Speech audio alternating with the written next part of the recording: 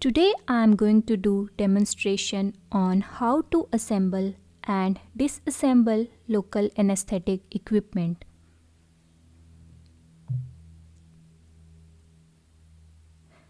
So we have forceps, local anesthetic syringe, local anesthetic carpule and needle. Before we start, we need to make sure we have correct type of anesthetic we want to use in a patient.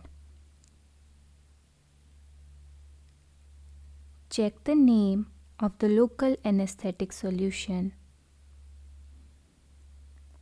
and the expiry date on the carpule. Also check if we have the right needle, long or short. So we take the syringe, pull back the ring.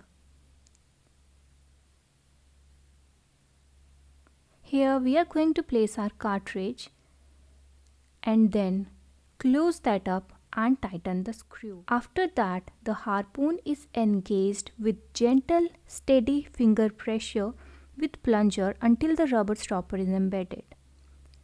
Next, I am going to attach the needle by uncapping the cartridge penetrating end of the needle and then very gently inserting that end and make sure we screwed the needle tightly.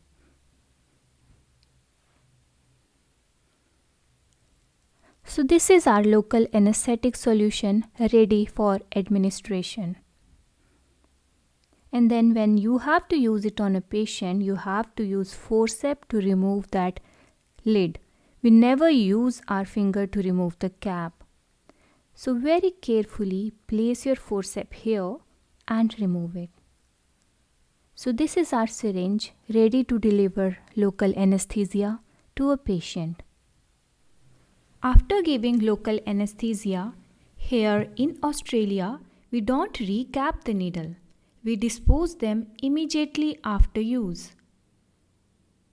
For the disposal, place it very carefully over the sharps container and use the forceps to unscrew the needle.